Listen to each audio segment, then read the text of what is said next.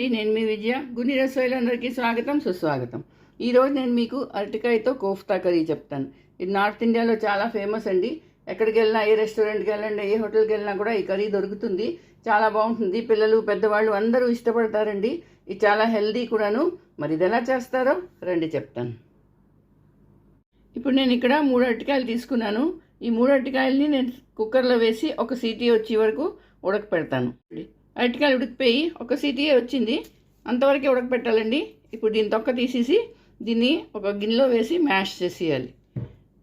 Peel చేసింది, mash చేసింది ఏదైనా పర్వాలేదు, ఎలాగైనా చేయొచ్చు. ఈజీగా దీని తొక్క వచ్చేస్తుంది.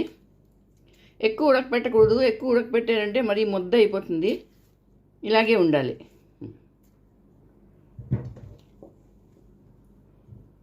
ఇప్పుడు దీన్ని మ్యాష్ చేస్తాను. ఇప్పుడు గిన్నె తీసుకున్నాను, అందులో అది వేసేసి మ్యాషర్తో ఇలాగా మ్యాష్ చేసేయాలి. మెత్తగా చేసేయాలి, మొత్తం ఎక్కడ ముక్కలు లేకుండా. లేదంటే ఒక కూరం తీసుకొని దాంతో అయినా కోరేసుకోవచ్చు. ఇప్పుడు ఇందులోని కొన్ని పొడి మసాలాలు వేసుకోవాలి. ధనియాల గుండ 1 spoon, dry mango powder amchur 1/2 spoon, కారం గుండ 1 స్పూను, గరం మసాలా 1 స్పూను, పసుపు 1/2 స్పూను, తగినంత ఉప్పు వేసుకోవాలి.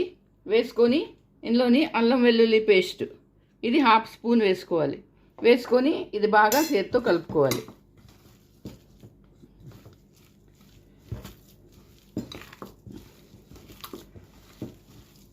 మెత్తగా కలిపేసుకోవాలి. అంతే, 4 పక్కలను మసాలాలంతా అందులో ఉండాలి.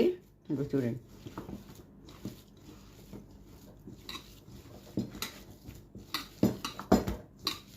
ఇలా కలుపుకొని పెట్టుకోవాలి. ఇప్పుడు అందులోని శనగపిండి 2 నుంచి 3 చెంచాలు శనగపిండి కలుపుకోవాలి. ఇది బైండింగ్ కోసం. ఇది ఉంటే గట్టిగా ఉంటుంది, బైండ్ అవుతుంది, విడిపోకుండా ఉంటాయి కోఫ్తాలు.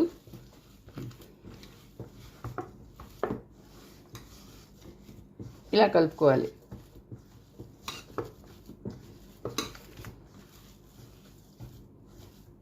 ఇది ఇలా కోఫ్తాలు కూడా చేసుకొని వేయించుకొని తినవచ్చు, చాలా బాగుంటాయి. కానీ ఈరోజు మనం కర్రీ చేసుకుంటున్నాం. ఇప్పుడు ఏం చేయాలంటే ఇలా చిన్న చిన్న ఉండలు చూడండి, ఆ ముద్దని ఇలా రౌండ్గా బౌల్ చేసుకోవాలి. బౌల్ చేసుకొని పక్కన పెట్టుకోవాలి. ఇగో మనకి ఏ సైజు కావాలంటే ఆ సైజు చేసుకోవచ్చు.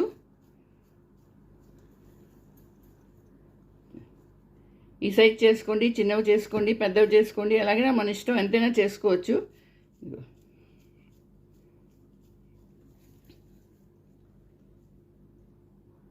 ఇదిగో ఇలా చేసుకొని పక్కన పెట్టుకోవాలి. ఈ సైజ్ ఎంత సరిపోతుంది మనకి, లేదా మీరు పెద్దవైనా చేసుకోవచ్చు. చూడండి, ఇప్పుడు గ్యాస్ ఆన్ చేసుకున్నాను, మూకుడు పెట్టుకున్నాను, నూనె వేసుకున్నాను. నూనె బాగా వేడెక్కింది. ఇప్పుడు ఈ ఉండలు ఒక్కొక్కటిగా వేయించుకోవాలి.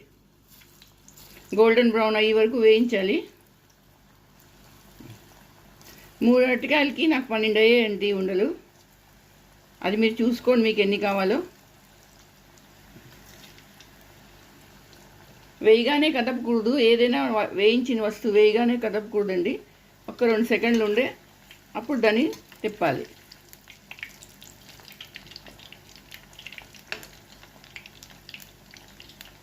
కొంచెం ఎర్రగా అవ్వాలి.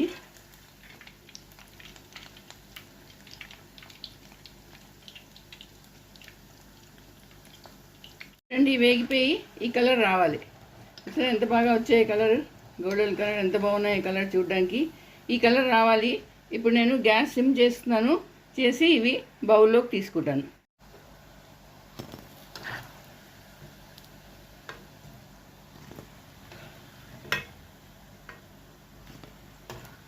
ఇదిగో చూడండి, ఇక్కడ ఎంత మంచి కలర్ వచ్చిందో. ఇప్పుడు ఇది పక్కన పెట్టుకుంటాను.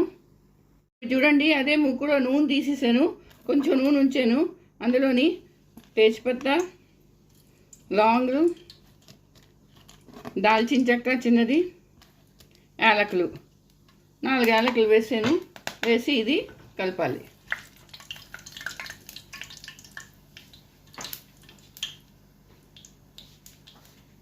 కొంచెం ఇది వేగగానే ఉల్లిపాయలు ఇది 2 ఉల్లిపాయలండి. ఇది మిక్సీలో గ్రైండ్ చేశాను, పేస్ట్ చేశాను. ఇది వేసేయాలి.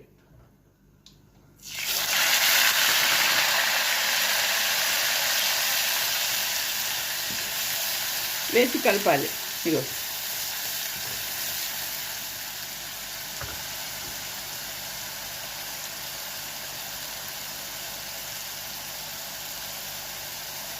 ఇప్పుడు కొంచెం అల్లం వెల్లుల్లి పేస్ట్ మళ్ళీ కొంచెం వేయాలి. ఇందులోని మసాలాలో మంచి వాసన వేస్తుంది. ఇది వేస్తే టేస్ట్ కూడా బాగుంటుంది.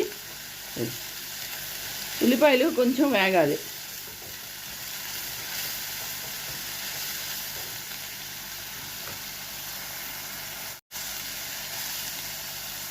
అందులో కొంచెం ఉప్పు వేసుకోవాలి. మరి ఎక్కువ కాదు, కొంచెం వేయండి, తర్వాత చూసుకొని వేసుకోవచ్చు.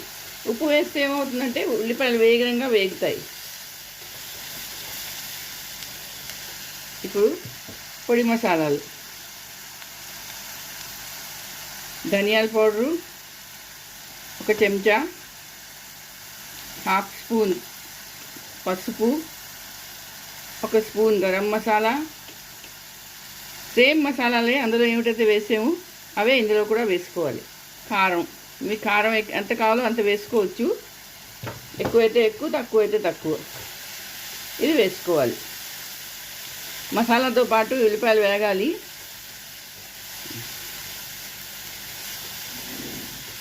ఇప్పుడు ఏం చేస్తానంటే పెద్ద 2, చిన్న టమాటా అయితే 3, ఇవి కూడా మిక్సీలో పేస్ట్ చేసుకున్నాను. పచ్చివే ఇవి, ఉడికించలేదు. ఇప్పుడు ఇది కూడా వేసేయాలి. వేసి మసాలా బాగా కలపాలి. ఈ మసాలా బాగా వేగాలండి. నూనె వచ్చే వరకు, నూనె బయటకు వచ్చినంతసేపు వేగుతూ ఉండాలి. నూనె వచ్చింది అనుకోండి బయటికి, అప్పుడు మసాలా వేగినట్టుగా లెక్క. మధ్య మధ్య మసాలా కలుపుతూ ఉండాలి, మాడిపోకుండా. అడుగు అంటకూడదు దీనికి. కలర్ చూడండి ఎంత బాగా వస్తున్నదో దీనికి. ఈ మసాలా చేసుకొని మీరు ఒక ఎయిర్ టైట్ డబ్బాలో పెట్టి ఫ్రిడ్జ్లో పెట్టేసుకోవచ్చు. మీకు ఏ కూర కావాలన్నా ఆ కూరలో ఇది యూజ్ చేసుకోవచ్చు. రోజు చేసుకో అవసరం లేదు. ఫ్రిడ్జ్ కాదు, ఫ్రీజర్లో పెట్టుకోండి, కవర్లో పెట్టుకొని, లేకపోతే ఎయిర్ టైట్ డబ్బాలో పెట్టి ఎప్పుడు కావాలంటే అప్పుడు కొంచెం కొంచెం తీసుకొని యూజ్ చేసుకోవచ్చు. అండి 1/2 స్పూన్ పంచదార వేస్తే దాని టేస్ట్ చాలా బాగుంటుంది. ఉప్పు కారం అన్నీ బయటకు వస్తాయి. ఏ కూరకైనా దీనికి ముందు కొంచెం వేయండి. అలాగే కసూరి మేథి, కొంచెం కసూరి మేథి వేసాను.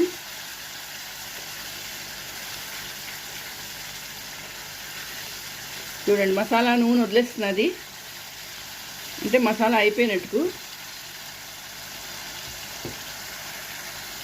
మసాలా నూనె వదిలేసింది, అది నూనె అంతా బయటకు వస్తున్నది చూస్తారా.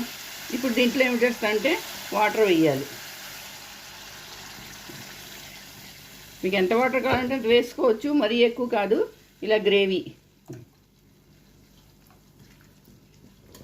కొంచెం ఎక్కువే వేస్తారు వాటరు, ఎందుకంటే కోఫ్తాలు దీనికి పీల్చేస్తాయి వాటరు. కొంచెం ఉడకాలి.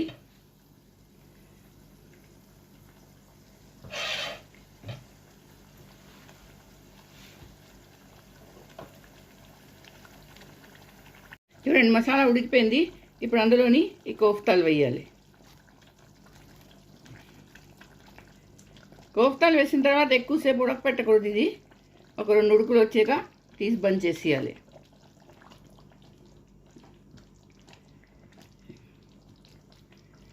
ఎక్కువసేపు ఉడకపెట్టామనుకోండి అది మెత్తగా అయిపోయి ముద్ద అయిపోయి అందులో కలిసిపోతుంది. నేను గ్యాస్ ఆఫ్ చేస్తున్నాను. చూడండి ఇది నేను ఇలా బౌల్లోకి తీసుకుంటున్నాను.